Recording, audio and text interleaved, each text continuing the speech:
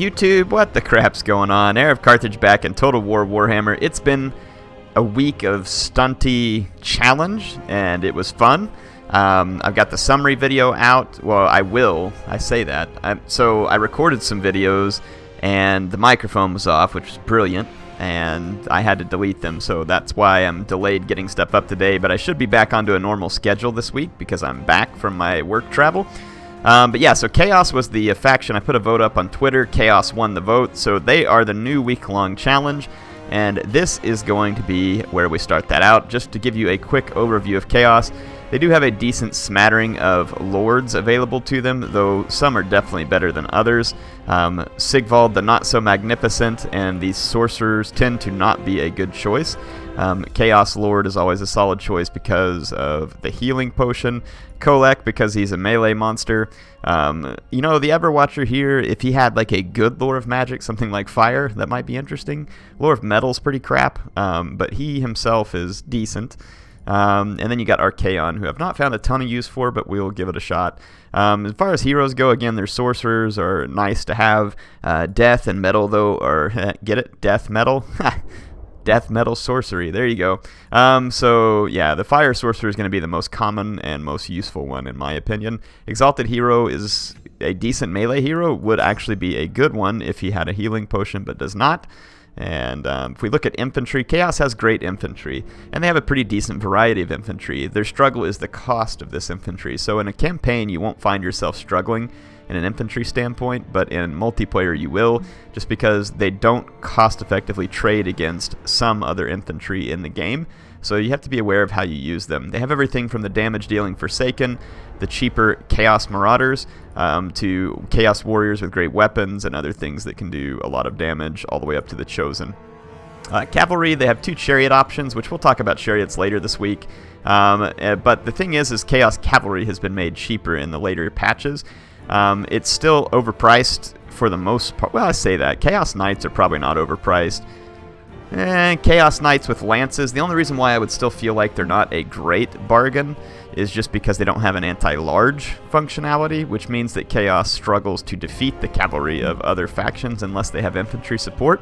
But in an anti-infantry role, Chaos has some very capable cavalry, and both are armored and shielded, and that shielded is a little bit different than other shock cavalry, so that's a nice bit of feature for them. You have some skirmish horsemen, though unfortunately in this game skirmish horsemen do not perform all that well, and the price on these guys still kind of sucks in my opinion. Chaos Warhounds, definitely a fast unit to have, but again, their price is pretty crappy for what you actually get out of these. I think something like 300 would be a lot more appropriate. And then in terms of monsters, Chaos Spawn, Giants, Dragon Ogres, and Dragon Ogre Shaggoths can all be helpful. So can Trolls in the right setting. I just tend to steer clear of Trolls because of their poor leadership. That's just me.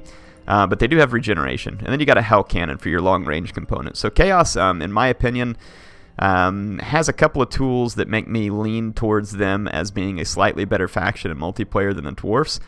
The Dwarfs have really good skirmishers, and that is a huge benefit for them. But I really feel like the reason why I would lean toward Chaos is on previous patches, I would have leaned towards the Dwarfs. And as some of the infantry got cheaper, and as some of the cavalry got cheaper, I would now lean towards Chaos because Chaos has flyers, they have cavalry, and they have decent infantry, and since the dwarf infantry is none too offensive, you're usually in good shape. So, and then the monsters just add a nice facet too that the dwarfs can't use. Though, to be fair, the dwarfs can out-skirmish the poo out of Chaos, obviously, because Chaos can't skirmish. Anyway, that's a quick summary of Chaos. So, in terms of my mind, I see them sitting just above the dwarfs in the pecking order. And if I had to place together a pecking order of what I think the best factions are at the moment, I would definitely say the Empire is number one, in my opinion.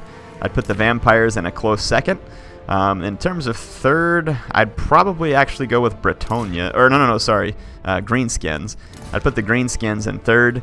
Then I'd probably roll with Bretonnia, followed by Beastmen, followed by Chaos, followed by Dwarfs. So that's my ranking in terms of what I think are the best ones. What do you think? Let's go jump into a battle. Alright.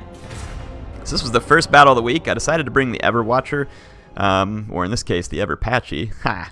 Ooh, the lame jokes. So I was going up against the dwarfs. I don't know if this player was inspired by my dwarf challenge week or not. I've got 4 Chaos Warriors with great weapons in the center, 4 Chaos Marauders with great weapons, 2 on each flank. I have 1 Chaos Knight on each flank. We have the Everwatcher here, being the wonderful large tendril towing demon here. And then I've got this Dragon Ogre Shaggoth, who didn't get the message from his mother about sticking his tongue in the electrical outlet. And yeah, anyway, let's move over to the dwarfs. He's got 2 Thunderers. He's got a Grudge Thrower up front. Grudge Thrower should probably be in the back, in my opinion. He's got a Trollhammer Torpedo sitting right behind them. Potentially a very dangerous unit if he can keep it safe. He's got 4 Dwarf Warriors with great weapons, and then they're interspersed with Longbeards. There's 2 Miners with blasting charges and 2 Standard Miners. I like the Standard Miners as a pick versus Chaos. I'm not as big a fan of the blasting charges because blasting charges don't have a lot of armor piercing effect. At this point, my goal is I'm going to actually lead the way with Everwatcher straight towards the center of his formation because Everwatcher has a lot of hit points. I'm going to follow that up with some rear attacks from the cavalry and hopefully all this disruption with a little bit of magic. I was going to use Gehenna's Golden Hounds to do a little bit of disruption, and I'm going to just roll in basically and surround the dwarfs. So here comes the Golden Hounds. Release the Hounds.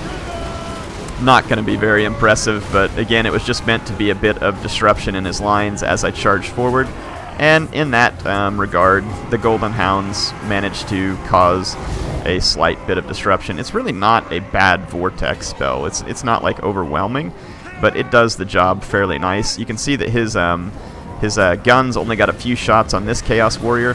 The Everwatcher is able to hit home here on his Grudge Thrower, immediately taking it out of the fight. My Chaos Warriors, being the slow pokes that they are in their heavy armor, are still moving forward.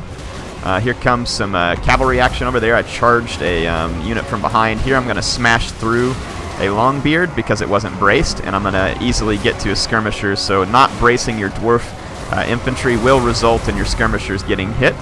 I'm using the Everwatcher up front. I'm going to use Plague of Rust and I believe Transmutation of Lead is what you're going to see flying around in here. I'm going to break through a gap in the lines over here with the Dragon Ogre Shaggoth and get into some of these miners, but then I saw his Trollhammer Torpedo.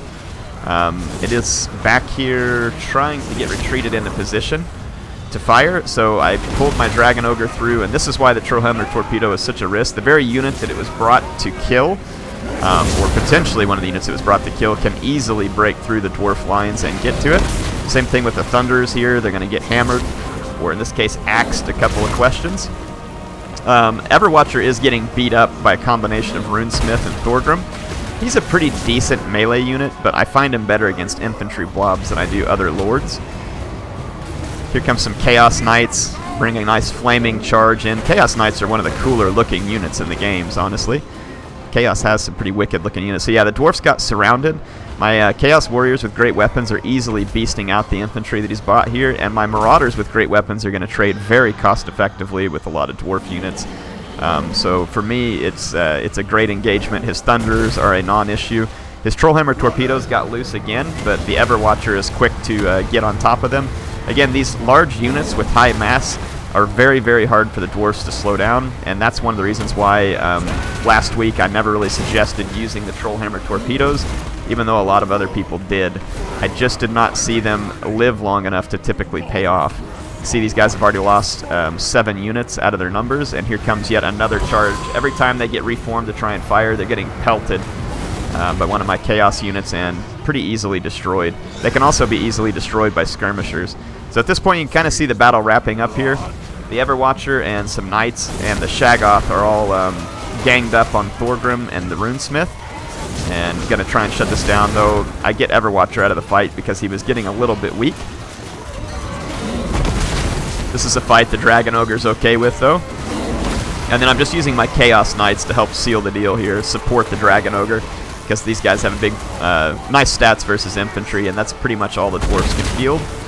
That's what I say pretty much, yeah, other than gyrocopters. So that one's going to be a pretty straightforward victory for me as Chaos. Like I said, I would favor Chaos in the matchup versus Dwarfs, but the Dwarfs do have some tools that can punish Chaos. We saw that last week. The reason I would favor it is just because I do better whenever I'm playing offense rather than defense. And in this case, I'm definitely the one playing offense. I think that it was probably a mistake for him to not have gyrocopters.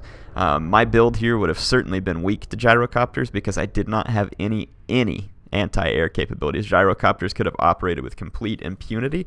And if I had to criticize my build here, that would be one of its biggest criticisms, is Chaos does have limited tools to deal with gyrocopters, but you still cannot... I got very lucky here that my dwarf opponent did not bring 2 to 4 of those, because they would have wreaked absolute havoc on my army, and there would have been, like I said, very little that I could do about it. I didn't have any magic missile spells, and I didn't have any other units with missiles. The gyrocopters could have bombed me into an oblivion. So it would have been pretty rough for my Dragon Ogre Shaggoth and the Everwatcher and my Knights. So definitely a weakness of this build, and one that I would say that has to be considered facing the dwarfs going forward, because I would think that the gyrocopters with Brimstone Gun would be a pretty common pick.